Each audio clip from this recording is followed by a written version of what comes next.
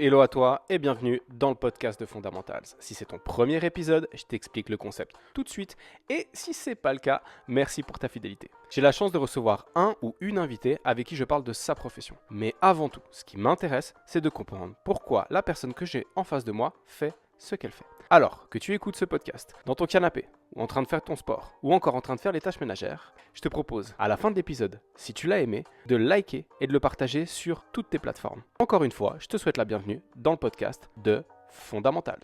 Hello Raph, bienvenue sur le podcast. Voilà, Comment tu vas? ça va tout bien et toi, merci. Ça, Merci ça, pour l'invitation déjà. ça va bien, bah écoute, merci à toi d'avoir accepté. Raph, pour les gens qui ne te connaissent pas, est-ce que tu pourrais te présenter et expliquer ce que tu fais? Alors, je m'appelle Raphaël Ferreira, j'ai 35 ans, je suis coach sportif Mhm. à plein temps maintenant.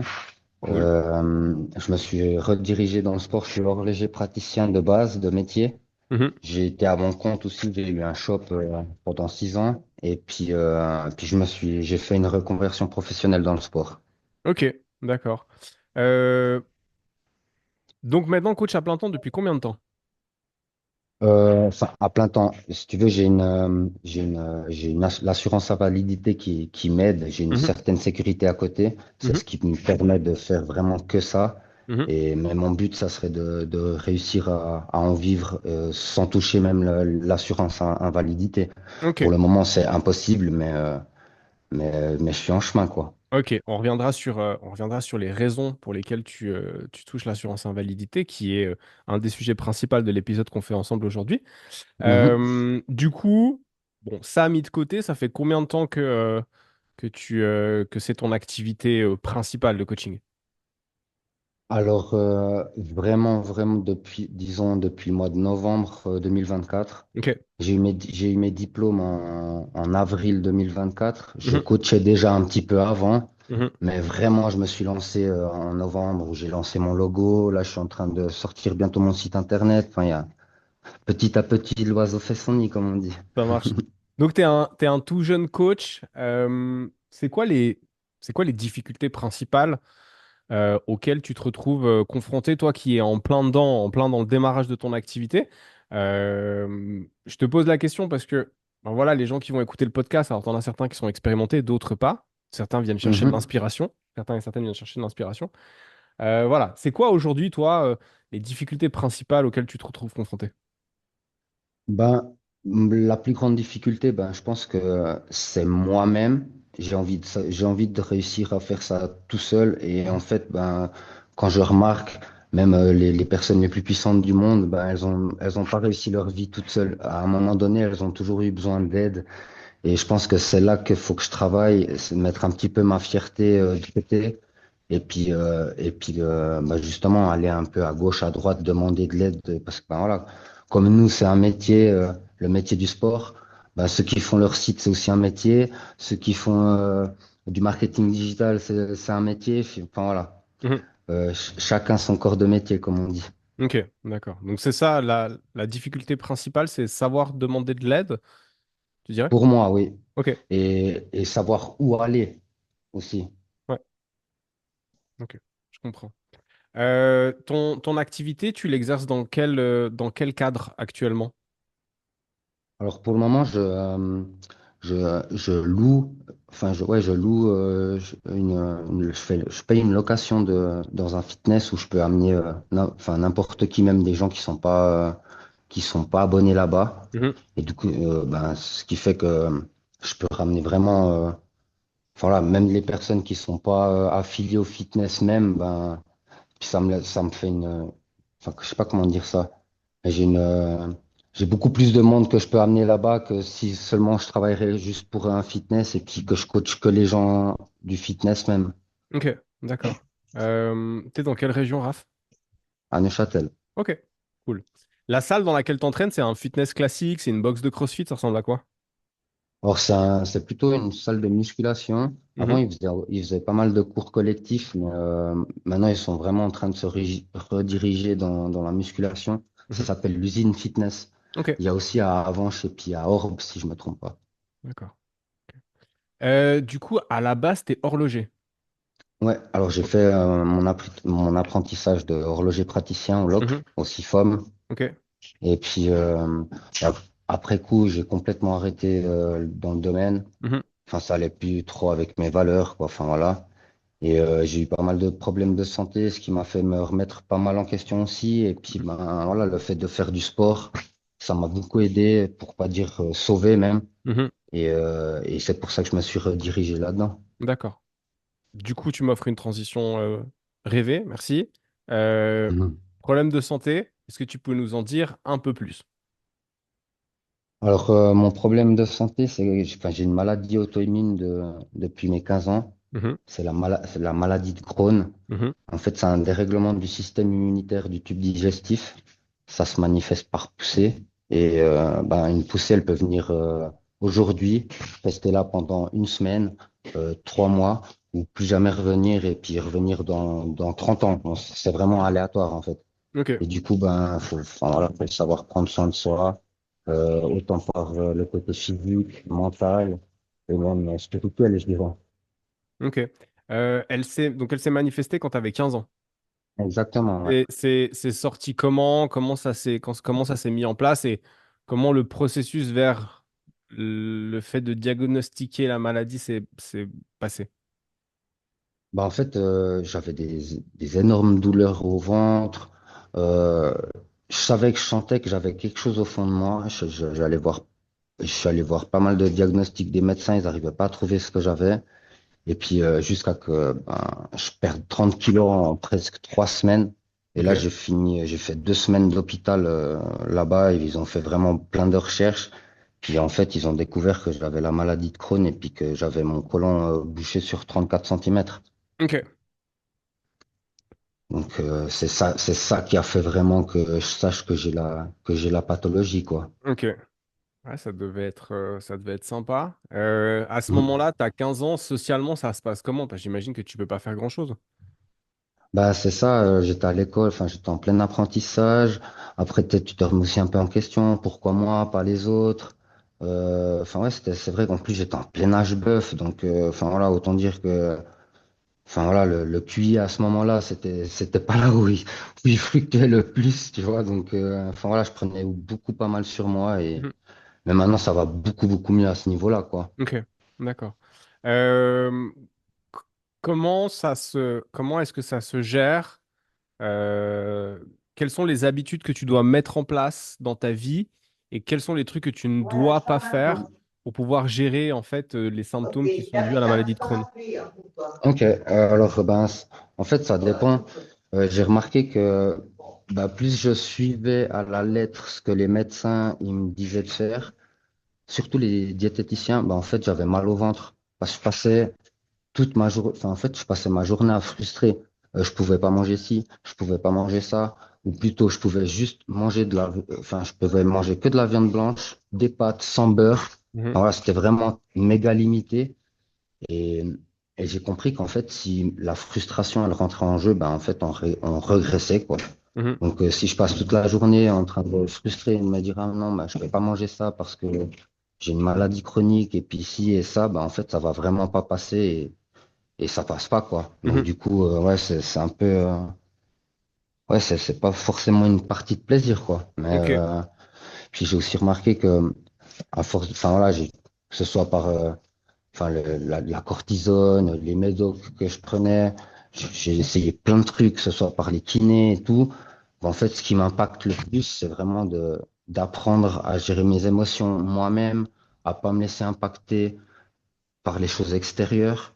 Et en fait, si j'arrive déjà à gérer ça, ben en fait, j'ai moins de crampes au ventre. En fait, ce que je donne comme exemple, c'est les personnes qui ont de l'eczéma, par exemple. Mhm. Ben, elles stressent, elles angoissent, elles s'énervent. Le soir, ils ont des plaques sur la peau. Ben, moi, c'est la même chose. J'angoisse, je m'énerve ou autre. Ben, le soir, j'ai mal au ventre. Voilà, en Mhm. gros. Ouais, on en avait discuté un peu en formation les deux. C'est vrai que le facteur stress Mhm, était hyper impactant sur les douleurs au niveau du ventre, en fait. mhm. Donc, gérer ça. Euh, Si je fais la déduction assez rapide comme ça, de but en blanc, de dire que tu es quelqu'un de un peu sanguin et un peu chaud, je Hmm. suis juste ou pas? Ah, mais totalement. Et Ok, donc c'est là mon plus grand travail, voilà. justement, Donc parce en que de fait, base, je suis. ma Ouais, question vas-y. c'est la suivante, c'est que quand tu as un caractère comme ça, un peu enflammé, que tu as tendance à partir dans les tours un peu rapidement, qu'est-ce que tu fais? Et que forcément, si tu es dans cet état-là, ça a un impact sur comment tu te sens. Quelles sont les Mhm. choses que tu as mis en place pour réussir justement à, voilà, un peu dompter la bête? Parce que ça peut te desservir, malheureusement.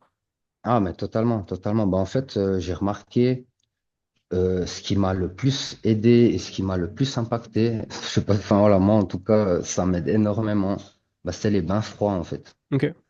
Genre, tu rentres, en fait, t'es en combat, c'est toi, toi vs toi. Mhm. Tu rentres dans l'eau, l'eau, elle est méga froide.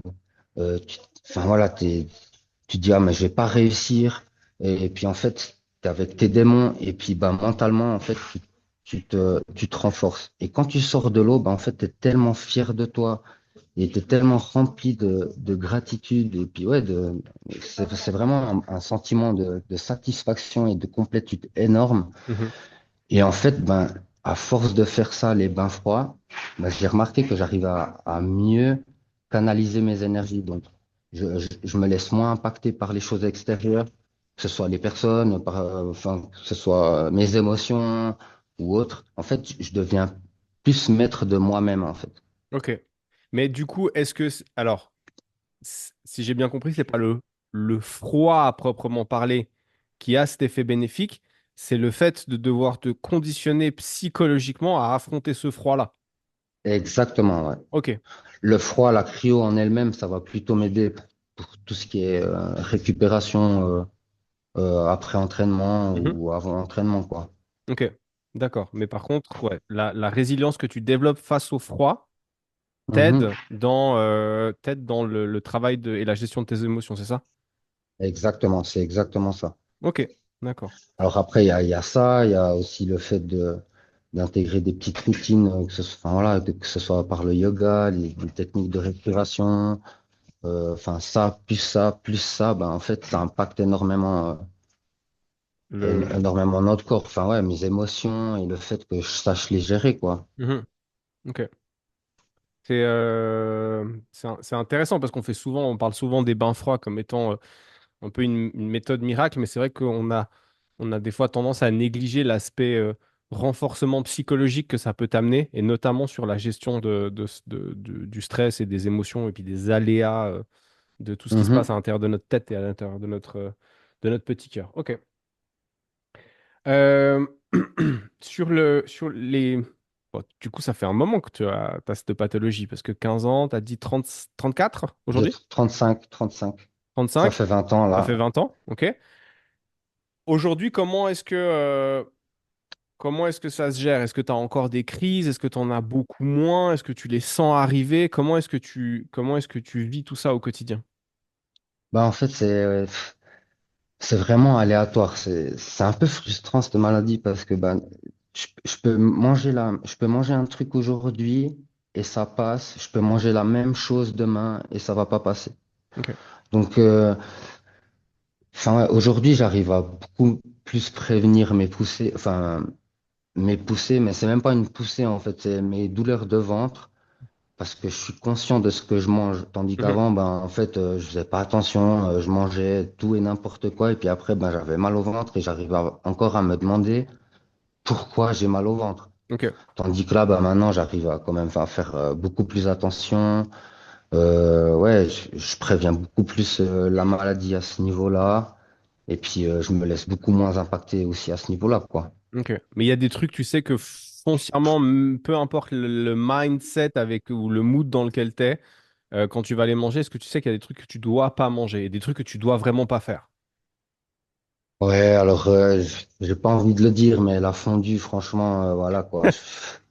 Mais j'aime tellement ça, je te jure. Ah oui, tous les Suisses en PLS là. Je te jure. Ok.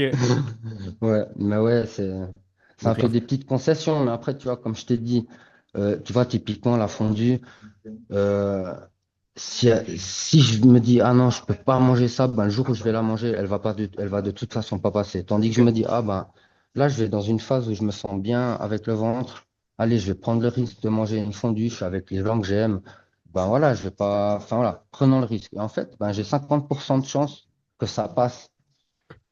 Juste en me disant, bah vas-y, ben, aujourd'hui, je me fais plaisir, j'ai bien du ventre. Là, ça fait 1 ou 2 semaines que j'ai pas eu trop de problèmes avec mon ventre. Je suis avec des gens que j'aime. Bah voilà, je vais me faire plaisir aujourd'hui. Puis en Ok. fait, ben, 50% de chance que ça passe. Ok. Donc le mood, c'est vraiment le facteur qui peut soit faire Ouais, c'est basculer d'un côté, soit faire basculer de l'autre. totalement, Ok. vraiment, Mhm. c'est T'as vu des thérapeutes pour essayer aussi de travailler sur cette partie mentale ou c'est quelque chose que t'as toujours mis de côté parce que tu t'es dit, ouais, non, je veux pas. non, alors au début, j'étais totalement de côté parce que j'étais là, mais d'aller voir un psy, c'est que Je suis pas pour les fou! fous. Enfin voilà, voilà, exact, voilà, typiquement d'un jeune en plein âge bœuf, tu vois. Mhm, Et à partir, disons qu'à partir de mes 22 ans, j'ai commencé à suivre une psy que pour ben, l'aspect pathologique, tu vois. mhm, Et après, je me suis beaucoup redirigé dans tout ce qui était kinésithérapie. mhm. J'ai remarqué que c'était vraiment ça, en fait, qui m'aidait énormément. Et, euh, et puis, ouais, le Alors fait d'en attends, parler, quoi. parce que nous en Suisse on dit physio, en français ils disent kinésithérapeute. Est-ce que toi tu Mhm. parles des manipulations, ou tu parles de la kinésiologie avec les soins énergétiques? Ah ouais, alors c'est la Kinésiologie. kinésiologie, Ok, pardon, ouais. d'accord. Ok. Tout ce qui est un peu médecine alternative, Mhm. tout ce qui est en lien avec les émotions et les énergies, quoi. Ok, d'accord. Donc t'as bossé là-dessus et ça, t'as vu que ça t'a aidé? Énormément, ouais. Ok. Énormément, vraiment. Ouais. Ouais, alors C'est moi, quelque chose. je suis de base très cartésien et très terre à terre, et c'est vrai que j'ai de la peine avec les maladies, avec les médecines alternatives. Et puis, en fait, le village où j'habite, pour aller au boulot, je passe tous les jours devant une maison, et dans cette maison, il y a un kinésiologue. Et je me suis dit, un jour, je vais aller le voir. J'étais dans le dur et tout. Et je me dis, bon, bah, à la base, je vais le voir pour ma fille parce qu'elle n'arrivait pas à dormir. Et on trouvait pas de solution. Donc, je vais d'abord avec elle, pour elle. Et le mec est super sympa. J'ai dit, je vais faire une séance pour moi. Et on fait la séance. Et juste le fait de discuter, c'est déjà sympa. Et à la fin, il me fait tirer une carte. Et j'y suis allé 2 fois. Et malgré mon esprit cartésien, je capte pas à chaque fois la carte que je tire en fin de séance. Donc, une carte d'un oracle. À chaque fois, la carte que je tire en fin de séance, elle correspond toujours à la situation dans laquelle je suis. Ouais, c'est impressionnant. Des fois, franchement, moi au début, j'étais aussi beaucoup plus terre à terre que ça. Et en fait, c'est à force de me renseigner, d'avoir eu des expériences aussi dans ma vie qui ont fait que, que ça m'ouvre à ce niveau-là, quoi. Mhm. Ok.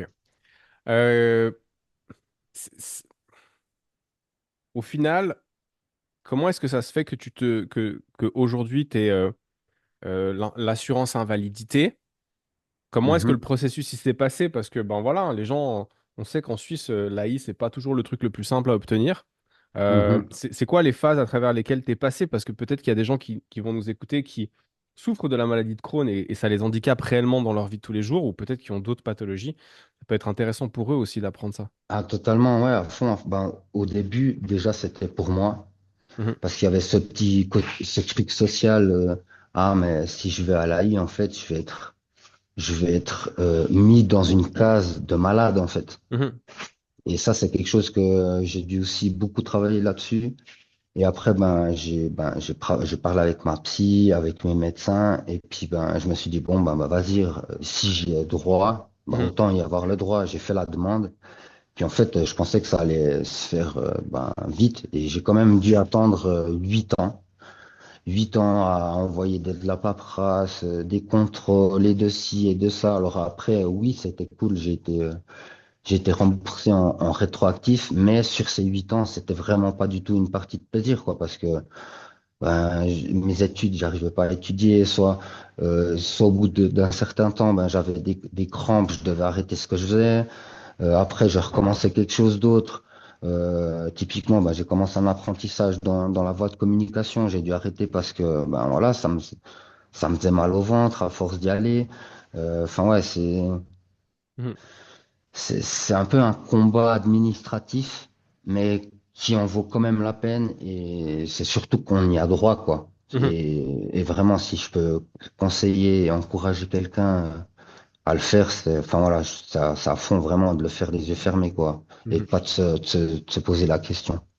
Tu t'es retrouvé face à de l'incompréhension, voire même du je m'en foutisme de la part des gens avec qui tu as pu travailler quand ben voilà, tu pouvais juste pas aller parce que ben, toi, tu le dis, tu as mal au ventre. Et c'est vrai que mal au ventre, ça peut vouloir dire tout et n'importe quoi. Mhm. Ben, je suis gêné, ça m'handicape réellement. Est-ce que voilà, tu t'es retrouvé face à une certaine forme d'incompréhension de la part des gens avec qui tu as pu bosser? Ben, je pense que je l'ai beaucoup ressenti surtout parce que ben, vu que c'est une maladie un peu, c'est une maladie invisible, Mhm, ben, j'ai quand même été toujours un peu de caractère ben, résilient et je me suis toujours battu. Et en fait, les personnes, quand ils me voient, ben, ils se disent pas, en fait, Raph, il est malade. mhm, Parce que ben, plein de fois, je serre mon poing dans la poche, mais en fait, je suis juste en train de souffrir et j'ai des mhm, crampes au ventre, quoi, mais je le montre pas forcément. Et ça, en fait, ça m'a peut-être pénalisé dans le travail, justement, où j'ai, ben, typiquement, j'ai un patron qui il me croyait pas, en fait. mhm, Il croyait que j'étais là et puis que je me la coulais douce et puis que je touchais l'assurance et puis voilà. mhm. Tandis qu'en fait, ben, j'arrivais pas à avancer, quoi. Voilà, au bout d'un moment, on n'est pas des robots, donc Ok. ça sert à rien de faire semblant et puis de tirer sur la corde. Faut vraiment faut prendre soin de nous, quoi. Mhm. Ça marche. Aujourd'hui, dans le métier que tu fais, donc il y a un métier d'humain, euh, l'expérience de vie que tu as développée à travers la gestion de cette pathologie, en quoi ça t'est bénéfique ou pas? Parce que ça peut avoir deux aspects dans le fait d'accompagner les gens dans la réalisation de leurs objectifs. Bah, justement, c'est de pas qu'ils attendent d'être les pieds face au mur. Parce que Mhm, souvent, c'est ce qui arrive. C'est on dit, ah, mais c'est pas grave. Ah, j'ai un petit bobo, mais c'est pas grave. Et puis, ben, après, on se retrouve face au mur. Et si on a de la chance, ben, on arrive encore à limiter les dégâts. Mais il y a des fois où c'est trop tard et c'est dommage d'en arriver là. mhm, Et justement, ben, par rapport à mon histoire, ben, je pense que je peux être ouais, je peux être une bonne inspiration à ce niveau-là et puis que les gens ils baissent pas les bras et puis qu'ils s'en donnent les moyens quoi. mhm. Ok. Tu coaches, aujourd'hui, tu as des gens dans tes clients ou tes clientes qui ont la maladie de Crohn ou pas?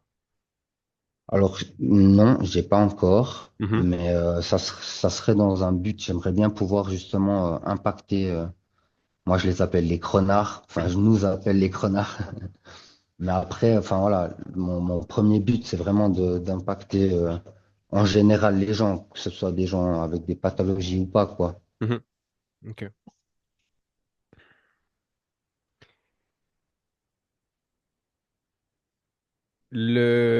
Alors attends, je cherche mes mots parce que du coup ça m'a fait popper plein de trucs dans la tête et du Mhm. coup, ouais, c'était ça. Euh, Aujourd'hui, une valeur qui est pour toi importante et qui est satisfaite à travers le travail que tu fais, si tu devais en choisir une, tu dirais que c'est laquelle? Le nom de mon projet, c'est la résilience, je pense. Ok? Pourquoi? Comment? Alors, je vais te poser cette question-là, c'est une question que j'aime bien poser sur la résilience. Est-ce que la résilience, c'est quelque chose d'inné? Est-ce que c'est quelque chose qui se construit? Ou est-ce que c'est un peu des deux? Moi, je pense que c'est un peu des deux. On l'a tous au fond de nous, mais c'est à nous d'aller puiser dedans et puis de la travailler. Et comment ça se travaille, la résilience? Ben, je pense que c'est surtout en se concentrant sur nous et pas Mhm. les autres.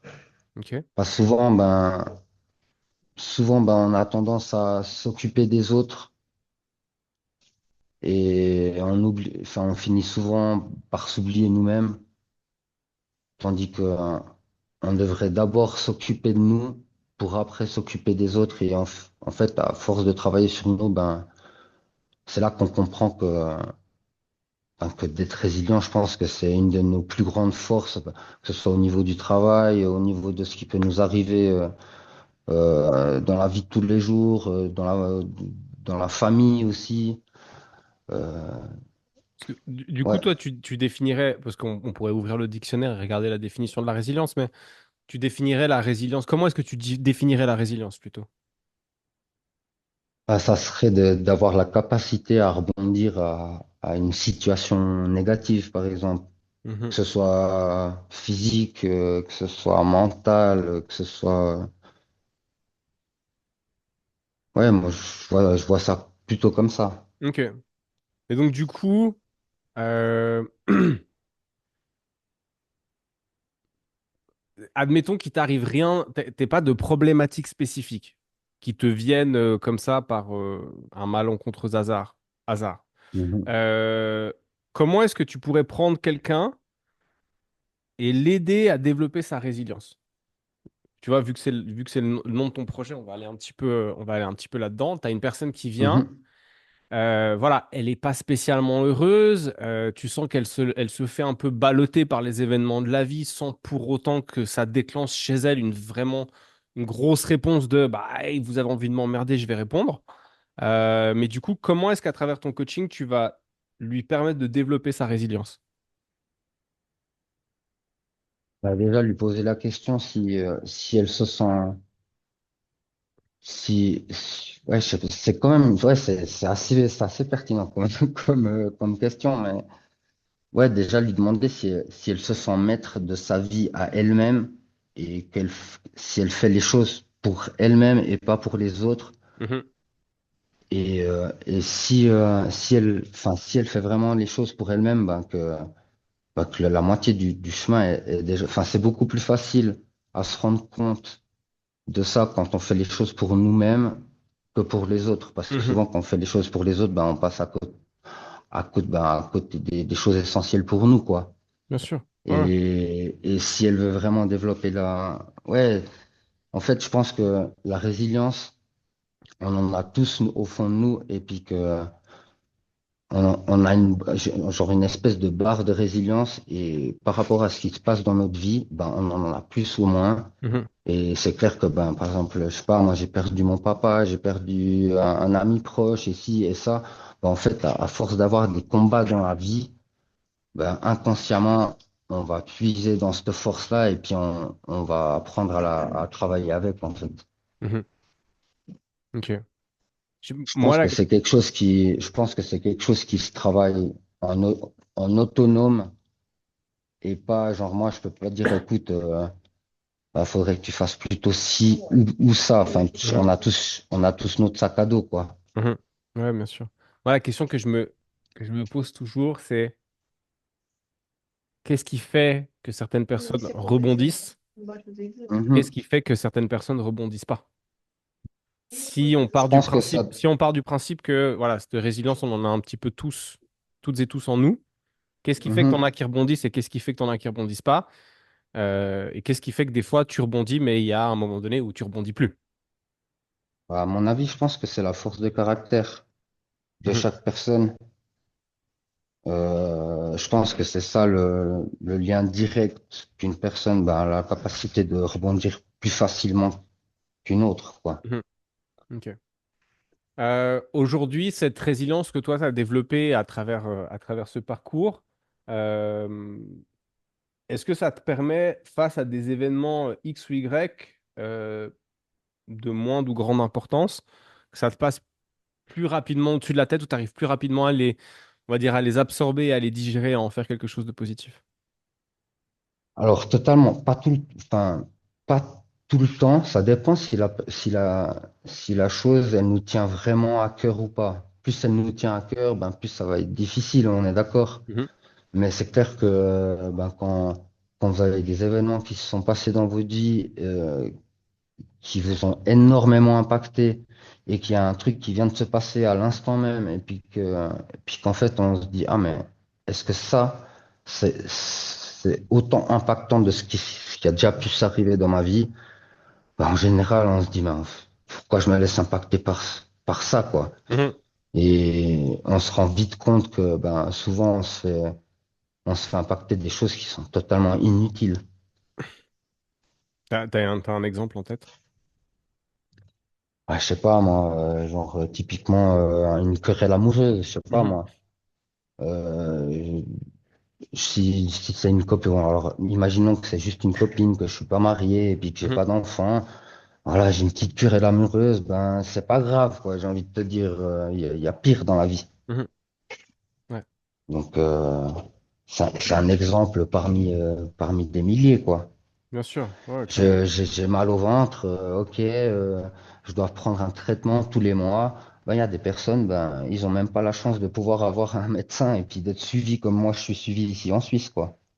Oui, alors ouais, ouais. Effectivement, on peut aussi voir ça à travers le prisme de l'endroit de l'endroit où tu te situes et de ce qui te pose problème versus les problèmes auxquels sont confrontées d'autres personnes ailleurs. Oui, Mhm. je suis assez d'accord avec toi. Aujourd'hui, à travers ce que tu fais, euh, qu'est-ce que tu cherches à accomplir? Vraiment, en fait, c'est vraiment d'impacter les gens et puis qu'ils se rendent compte ben, qu'on n'a qu'une santé, la vie Mhm, on en a qu'une et puis que justement, ça sert à rien de se prendre la tête pour des petites futilités et puis qu'on passe plus de temps à prendre soin de nous mhm, et de nos proches. Ce que je dis, c'est un de mes petits slogans que je dis tout le temps, c'est prendre soin de nous pour mieux prendre soin des gens qu'on aime et puis pas l'inverse. Pas mhm. souvent, on fait l'inverse et puis comme je t'ai dit avant, un jour ou l'autre, on finit par s'oublier et puis c'est pas ça le but. Ouais. Je pense on a une mauvaise interprétation de ce que veut pouvoir dire le mot égoïste Mhm. et vouloir prendre Bah, soin de soi, c'est pas égoïste. je pense il y a beaucoup de gens qui font pas la nuance entre l'égocentrisme et l'amour-propre. Mm. Ah, c'est bien ça, vas-y, ça me Tu plaît. vois, genre, quand l'ego rentre en jeu, ben, je pense que c'est déjà dans le négatif, tandis que l'amour-propre, ben, c'est positif, quoi. C'est quelque chose d'ailleurs, c'est même notre essence, c'est ce qui nous motive à avancer, quoi. Mhm. Ok. Est-ce que ça pourrait vouloir dire que les gens qui prennent pas forcément soin de leur santé s'aiment pas assez? Je pense que oui. Ou qui savent pas qu'ils peuvent s'aimer de cette manière? Aussi, Ok. aussi. C'est comme il y a plein de personnes qui sont remplies d'ego, mais c'est tout simplement parce que elles manquent de confiance en elles et puis qu'elles se mettent une carapace. Mhm. C'est Ok. un exemple parmi des milliers, hein. D'accord. Ouais, je comprends. Mais ouais, je pense que c'est ça, c'est surtout pas mélanger l'ego et puis l'amour propre. Je trouve que c'est pas du tout la même chose, quoi. Ah, clairement pas, mais c'est intéressant de les mettre les deux en opposition pour faire un peu le tri entre ces deux-là. Rien à voir, mais je reviens sur la maladie de Crohn. Aujourd'hui, est-ce que factuellement, tu as encore des traitements médicaux? Ouais, ben là j'en sors. Ok. J'en sors et je dois prendre c'est un immunosuppresseur que je prends Mhm. tous les mois. Je dois venir à Lausanne tous les mois. Enfin, c'est une injection sous-cutanée en fait. Ils me prennent la température. Ils sortent le médicament du frigo, ils doivent attendre que le médicament il revienne à température ambiante et puis après ben c'est une petite machine qu'ils mettent sur mon ventre et puis ça Ok. m'injecte le traitement. C'est pas un truc que tu pourrais faire chez toi, du coup. Pas celui-là, Ok. pas celui-là pour le moment, mais après j'ai eu plusieurs traitements depuis que j'ai le Crohn. Il y a des fois où je devais aller en ambulatoire, je devais rester 4 heures à l'hôpital. Il y en a des où j'allais juste à la pharmacie, ils me donnaient un petit stylo et puis ben je me l'injectais dans le ventre. Enfin il y a plusieurs Ok. types de traitements quoi. Et une fois que tu as fait le traitement, là, par exemple, dans les jours qui... Ça fait un moment que tu fais ce traitement comme tu l'as fait aujourd'hui? Ouais, alors là, ça fait depuis 7 mois maintenant.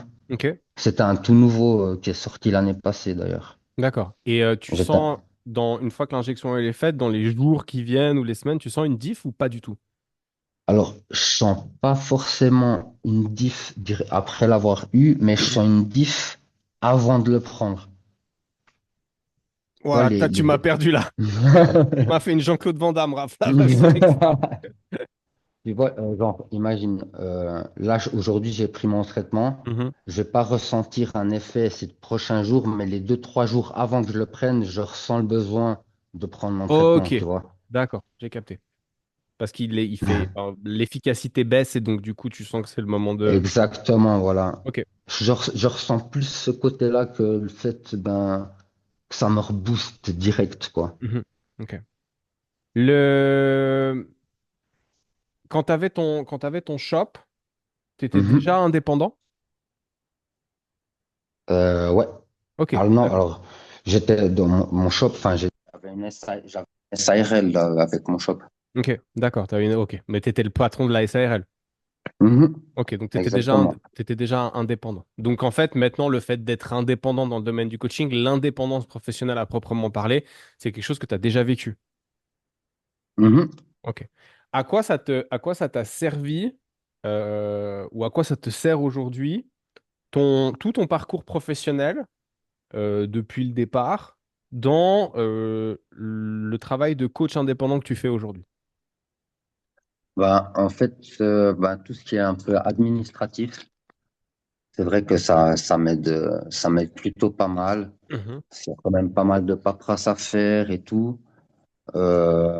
J'ai fait quelques erreurs quand j'avais ma SARL que ben, maintenant je ne ferai plus en tant qu'indépendant. Est-ce que tu Euh, pourrais nous en donner une ou deux? ben, le fait de, ben, typiquement de compter sur les autres, euh, de pas faire assez de posts. Instagram, par exemple, c'est un petit détail, mais Mhm. ça fait quand même la différence. J'étais pas assez constant et ça, ouais, ça fait totalement la différence, quoi. Ok, ok, ça marche. Euh, Aujourd'hui, tu tournes à à combien de clients par semaine en moyenne, hein? Tu me donnes une fourche, hein, c'est pas... Ouais, je suis entre 5 et 10. Ok, entre 5 et 10. Donc, t'as ça, tu coaches en présentiel, tu fais aussi du suivi à distance? Non, pas encore, mais Mhm. j'aimerais bien, c'est quelque chose que j'aimerais bien mettre en place. Ok, cool. Tu dirais que c'est quoi le revers de la médaille de tout ce que tu es en train d'entreprendre? Vu on est quand même sur le chantier, on a déjà creusé le trou, mais en train de poser les fondations de l'immeuble. Tu dirais que c'est quoi le revers de la médaille de tout ce que tu es en train d'entreprendre? Comment est-ce que tu pourrais me reformuler la question? Bien sûr, je t'ai fait aussi une Jean-Claude Van Damme, ça marche. Euh, alors, qu'est-ce que tu aimes actuellement dans ce que tu fais? On va commencer comme ça. En fait, ce que j'aime, c'est vraiment à la fin des séances, quand mes clients ils me regardent et puis qu'ils ont, enfin, ils ont leurs yeux qui brillent et puis qu'ils sont vraiment fiers d'eux, tu sais. Mhm. Et Ok, c'est ça en fait, ça me donne encore plus la force de continuer et puis ça me motive encore plus. ok. Donc ça, on va dire que c'est le côté lumineux de la force. Mhm, Maintenant, forcément, il y a le côté obscur de la force. Je mhm. dirais que c'est quoi les trucs qui sont durs et difficiles dans ce que tu fais aujourd'hui? Pas forcément que t'aimes pas, mais voilà, le côté négatif un peu de la situation. Genre, tu vois, moi je suis père, j'ai une petite fille, elle est merveilleuse. Ça là, le revers de la médaille, c'est que elle me laisse pas dormir. Il y a des nuits où elle me laisse pas dormir. Tu vois, ça c'est un truc qui est très chiant, par exemple. Toi, c'est Ouais. quoi ton revers de la médaille? Ben, en vrai, ouais, alors, je sais pas comment, je saurais pas comment t'expliquer, je te jure. Mais, Vas-y simplement, hein.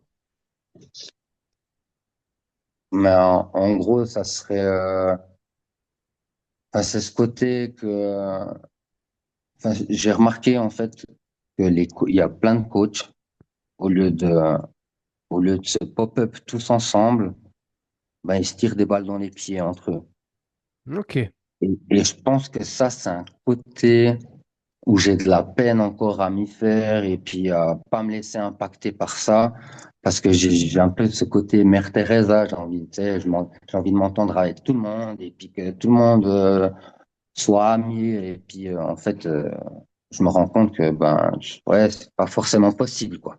Ok. Bon, après, on peut ne pas s'entendre sans se tirer dans les pattes.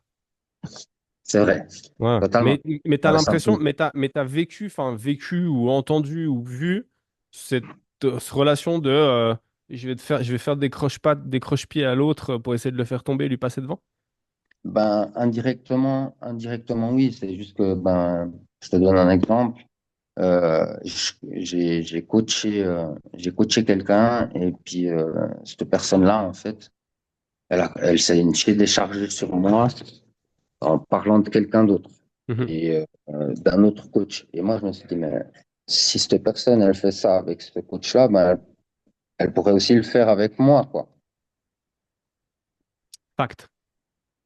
Donc, enfin voilà, pas, pas de prendre ce qui nous appartient pas sur les autres Mhm. et pas le prendre contre nous-mêmes, quoi. Ok. T'as l'impression qu'il y a trop de coachs? Non. Ok. Moi, je pense qu'il y a de la place pour tout le monde. Euh, il y a un coach qui a une certaine philosophie, ben, il va me convenir à moi, mais peut-être pas à une autre personne. Et c'est comme le psy. Avant d'avoir la psy que j'ai maintenant, ben, Mhm. j'en ai vu peut-être 8 9 Ok. jusqu'à que je trouve vraiment Celle la avec qui petite ça pépite fonctionne. et la perle rare, quoi. Mhm. Oui, puis la perle rare, elle a elle a une forme et une couleur différente pour chacun, quoi. Voilà, c'est ça, exactement. C'est pour ça que je dis que, ben, il y a de la place pour tout le monde, quoi. Mhm. C'est cool que tu dises ça parce que beaucoup de jeunes coachs qui démarrent. Wow! Ouh là là! Désolé les auditrices du podcast, j'ai fourché.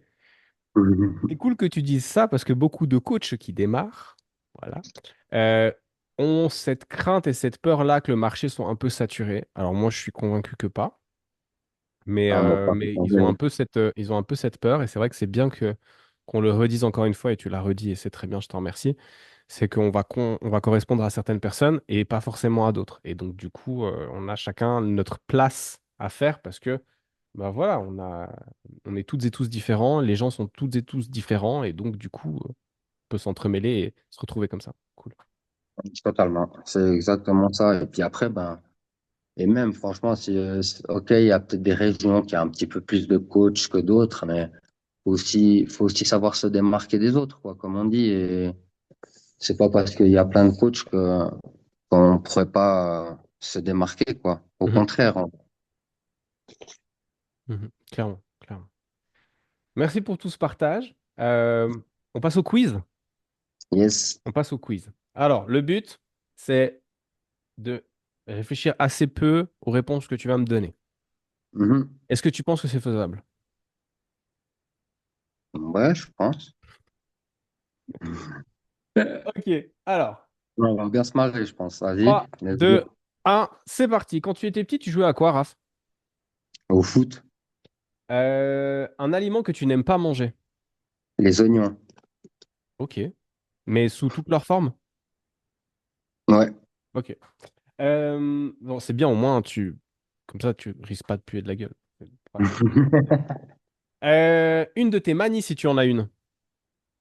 Euh, j'aime bien faire ça avec. Je me gratte le nez tout le temps. Ok. Voilà. Ta citation préférée, si tu en as une. Prendre soin de soi pour mieux prendre soin des gens qu'on aime. Ah, ça, c'est bon, ça. Un gros mot que tu dis souvent.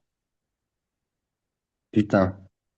Ton film favori, si tu en as un. Training Day, comme ça. Ouh, c'est bon, ça. Ça, c'est très bon, ça. Ce que tu aimes le moins dans ton job. Euh, là, comme ça, franchement, je kiffe. Je Ok. kiffe. Vraiment. Et Parfait. même quand il y a des contraintes, c'est ça que je kiffe encore plus, c'est aller trouver les choses pour... Éliminer la ben, contrainte. voilà, exact. Ok. Bon, j'imagine que tu écoutes de la musique vu que tu as un casque. C'est quoi la Mhm. chanson du moment? Là, comme ça, j'ai découvert une pépite, c'est Houston. Un Ok. français, pépite, vraiment. Mais du coup, c'est du rap? Non, c'est de la pop, un Ok. peu. Euh, Si tu pouvais partager un repas avec quelqu'un, quelqu'un qui est ou quelqu'un qui n'est plus, quelqu'un de réel ou quelqu'un de fictif, ce serait avec qui? Mhm. Ça serait avec mon père, sans hésiter. Ouais, quand on m'a posé la question, j'ai dit la même chose. Bon, avec le mien, hein, pas avec le tien. Oui, les quatre ensemble, pourquoi Ah, ça pas? pourrait être sympa. Si tu pouvais recommencer et faire un autre métier, tu ferais quoi? Je pense que je ferais dans la médecine. Ok. Tu auras une spécialité? Gastro-entérologue. Ah. Ah bon? Je me demande pourquoi. Ok. Tu lis un peu, Raph, ou pas? Oui, Une lecture que tu recommandes, peu importe le domaine. les quatre accords Toltec, mais J'étais genre les yeux sûr. fermés. J'étais sûr, je sais pas pourquoi, mais YouTube. j'étais sûr que ça allait sortir ça. Mhm. Ça marche, on a fini. Merci pour tes réponses. Merci Euh, à toi. alors, attends, laisse-moi réfléchir 2 secondes.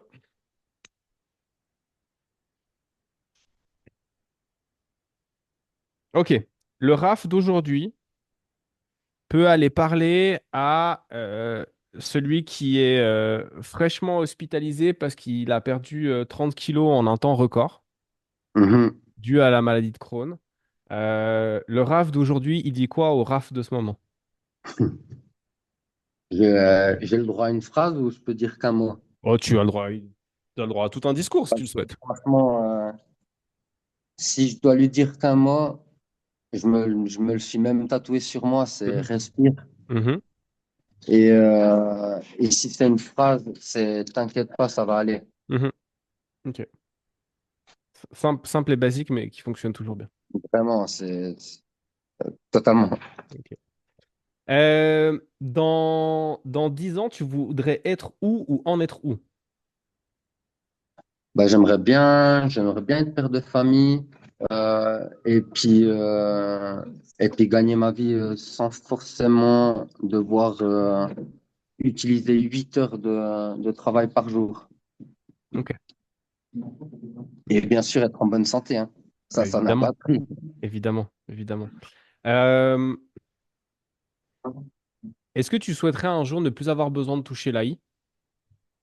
Bah, c'est mon but. Ok. En fait, c'est de prouver vraiment aux gens que même en étant malade, ben, qu'on peut réussir notre vie et être épanoui. Mhm. Enfin voilà, c'est vraiment ça, c'est mon goal. Ok. Après, je le fais d'abord pour moi-même, on est d'accord. Mhm. Mais ouais, voilà, de le prouver aux gens, quoi. C'est pas parce qu'au début, vraiment, hein, j'étais, ah, mais putain, je suis malade, je vais pas réussir ma vie. Même au niveau relationnel, je vais jamais trouver quelqu'un qui va vouloir partager ma vie avec moi. Et si, et ça, et en fait, c'est faux. C'est, c'est, c'est faux. Oui, effectivement, ça marche. Ah oui, c'est une question que je voulais te poser avant et que je t'ai pas posée.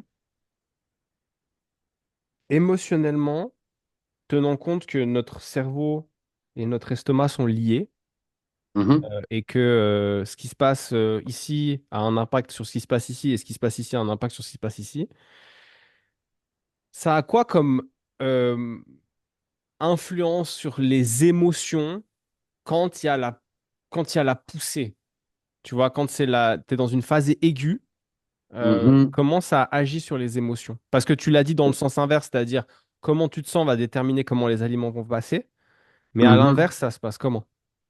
Bah, à l'inverse, c'est que tout simplement, t'es plus sacrant, tu prends les choses beaucoup plus à cœur, t'es susceptible de t'énerver un peu plus. Enfin, tu vois, Mhm, énergétiquement, t'es quand même vide, quoi. Genre, t'as mal au ventre, enfin, t'arrives pas à manger, genre, tout ce que tu manges, t'assimiles pas enfin, tout ce qui est, enfin, t'assimiles pas la nutrition que t'es faible, quoi. mhm.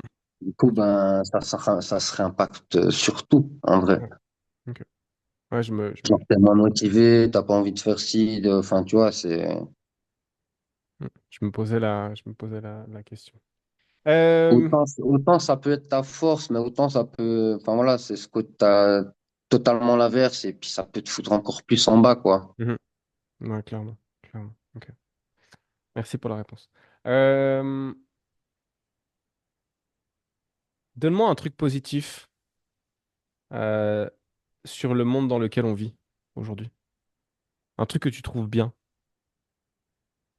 On peut se cantonner, si tu veux, à notre territoire helvétique. Mais voilà, un truc, tu dis, ah bah tiens, ça c'est un truc qui est bien dans l'époque dans laquelle on vit. Ben, franchement, ça fait peur, quoi. Mais là, tout de suite, comme ça, euh, Parce que si je te demandais, parle-moi de trucs qui sont nuls, je pense que tu en aurais plein. moi, bah alors là, enfin, à Mais, foison. mais voilà, c'est la nouvelle question. Donc, je viens d'enregistrer un épisode juste avant toi. C'est la nouvelle Mhm. question que j'ai décidé de poser pendant cette année 2025 dans le podcast. C'est voilà, dites-moi un truc que vous trouvez bien dans le monde dans lequel on vit actuellement.